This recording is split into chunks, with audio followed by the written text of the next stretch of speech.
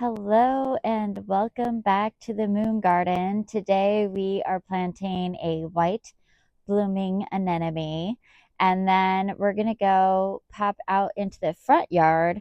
We're going to cut down, divide, dig up, and move a Shasta daisy and bring it over here into the Moon Garden and get that tall white blooming perennial into this Moon Garden so that next summer we can enjoy it. So let me turn the camera around. I'll show you where these plants are going to go and we'll just get into the project. It's really fun adding perennials into this Moon Garden because next year I basically won't have to do anything in here except add 5 or 6 annuals to give it that bright summer pop, and the rest of everything is taken care of. It's so cool, and I can't wait to do this in another garden room next year. So make sure you are subscribed and you're following along, because as I start developing our poison garden and our Victorian morning garden, we will be adding different types of perennials into those spaces and immediately having a big bulky impact that I can rely on year after year. This really speaks into the moon phase that we're in today, which is the waning moon phase, where we're talking about our roots and established patterns in our lives. And that's exactly what perennials do. You don't see a whole lot going on the surface sometimes, but underneath, the roots are there and they're healthy and they're ready to bloom in their own special season. This is the beautiful anemone that we're picking up, or that we picked up at the nursery center, and it's so pretty. We're gonna get her put in the ground today. She has a name, or is it? It's right here. This is honoring Jobert. This is a Japanese anemone, and it is a perennial, and it gets, let's look at the stats, shall we? It is 3 to 4 foot tall and 2 to 3 foot wide. It wants to be in light shade and it prefers rich, moist soil. And she loves to grow in zones 4 to 8.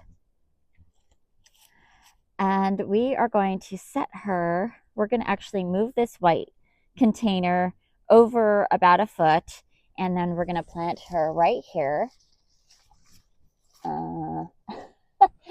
At the base of this Kuan Yin statue, and she'll just kind of fill in this area and be pretty much as tall as this palette, which will be beautiful. And then we're just going to pop this over a little bit, and then we are going to remove this pot that I have naked lady bulbs in, which are starting to put on some new growth, but they are pink and I want to move them in a different part of the garden. So we're going to move those out of here, and we're going to dig a hole and put Shasta daisies right here. And they get like 3.5 foot tall. So they'll fill in this whole space with these bright white blooms, and they bloom for quite a long time. So it'll be nice to get some height over here, some perennial height, and that beautiful dark green foliage.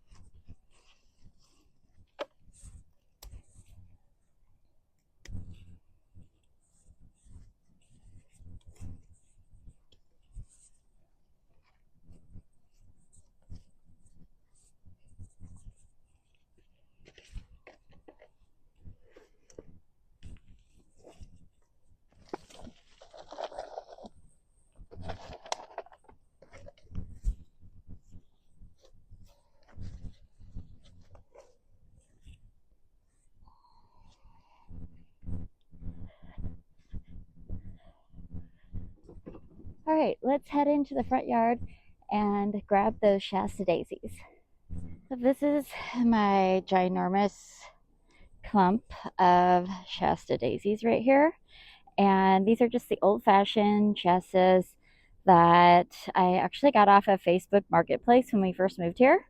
And they're just kind of, they slowly clump out. So what I want to do is just kind of corral them. So we're first going to cut them all the way down to the ground and assess where they are. You can see they're pretty much done. I've left them up for a long time. They've been able to photosynthesize. Even like lower leaves are looking pretty shabby. So I'm just going to cut them all the way down. And then I need a differentiation between this euonymus and this clump of daisies. So I'm going to cut all of this out, and then we'll use some of that in our moon garden, and then we'll compost the rest.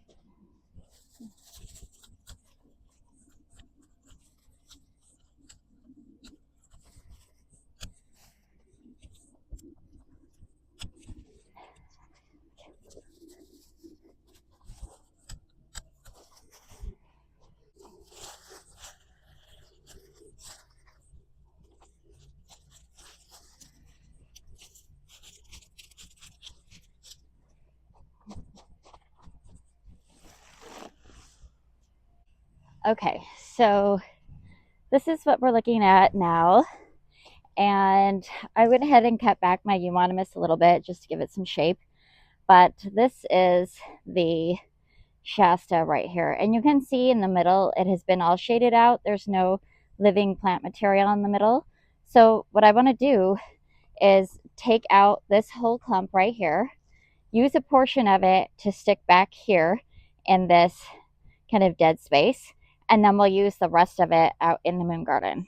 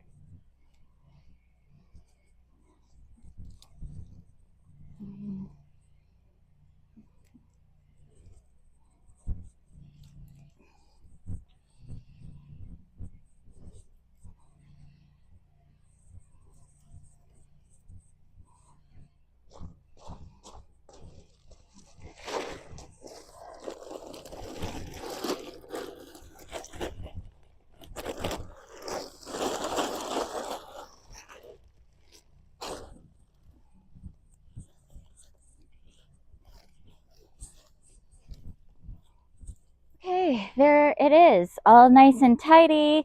The middle now has a bunch of roots. There's a little bit of growth up top, but mulched, and then this popped up. So just try to tuck those roots down underneath there. They're pretty darn hardy, so I know they'll take, but just kind of a rough planting. But now we have this whole section right here that's empty, so this plant can grow. She looks nice and tidy, and we got the, trimmings all done, and we've got a pretty good sized chunk of Shasta Daisy that we can move into the moon garden now.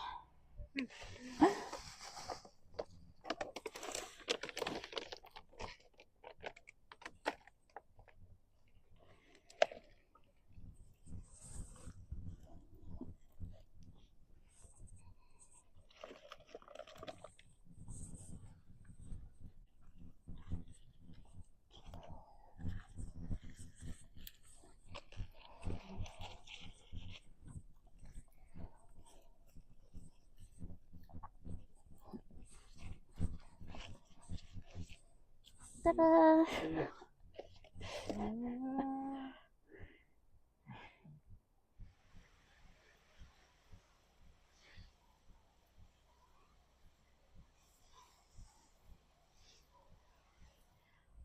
Okay, so we've got these all tucked away in their winter space, and I'm so excited. She's got lots of little buds.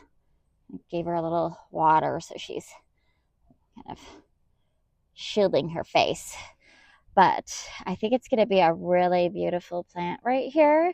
I also transplanted a few of these Jugga, and just kind of dotted them around here because I want this whole space to be filled with them. So wherever, we had to move some so that we can plant her. So I just popped them back over in there.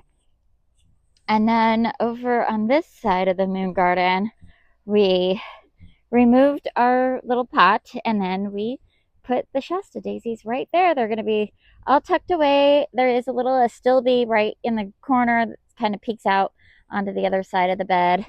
And then these Shasta daisies will get nice and big, and we'll just keep them nice and corralled in there. And if they get too big and start leaning, we can always tie a string from the fence to the bedpost thing there and keep them a little bit more tidy. Our next project over here will be to remove the dahlias, but we'll wait and do that on another day. Before we say goodbye, I just want to give you one more peek around the garden, because here we are. It's the middle of November and we still have all these beautiful blooms. And so I just want to show you how the impatiens are still holding up. We've had 10 days of insane amount of rain, windstorms, like 30-mile-an-hour winds, pouring down rain, thunderstorms, and these blooms just keep on giving. It's so fun. I'm going to just kind of give you a little pan around the garden. So the begonias are still looking pretty darn good for this time of year. Usually they start all kind of looking like this, like the entire stem looks like this. But look at these cute little chubby shrubs. They're so cute. And lots of, sporadic little white blooms, but I'll take it this late in the season. The Diachondra Silver Falls is starting to kind of close up and feel like, oh, it's a little cold. But I'm loving that one of the trails have kind of draped over the Kuan Yin statue. It's so sweet. It's like she's got like this beautiful scarf. I love it. And then we have our new anemone that will be blooming here in November. And look at this. Look at these impatiens. These are sun patiens, and they are just amazing. Now, in the rain, they do get these little red magenta dots on them. And, eventually they start looking like this. But this is what I commonly see super fast in a white, oh, I just lost it, in a white bloom. But no, these guys are just like, they're gorgeous. They're gorgeous. And on this side too, just, oh my gosh. It's so fun to have this much white blooms all the way in November. The anemone, we've got the impatiens, even the angel wings still look really nice and perky. And the shamrocks are just loving this cool weather, giving me lots of little blooms. So fun. And then over here, we still have like, how is this Bruwalla still spitting out blooms here and there? So fun. It feels really great out here today. The sun is just warm enough to kiss the skin, and the air is like not so cold that it's uncomfortable to be out here, and it's just such an enjoyable time of year to be in the garden and to give places a home to live and other plants areas to breathe and have new life, like we did with the Shasta daisy. Just kind of, you know, giving the Shastas themselves a little more bulk, giving the euonymus some room to breathe. It just feels really good to be able to do that with my plants, and it feels really good to do that in my life and in my body as well. To remember that we all have these seasons where sometimes things just need to move and adjust and get a little, chiropractor alignment, and then just rest and have faith that the roots are healthy and they're going to grow, and when it's our season to bloom, we'll be ready. I hope you're celebrating your life, and I'll see you soon in the next video. Bye.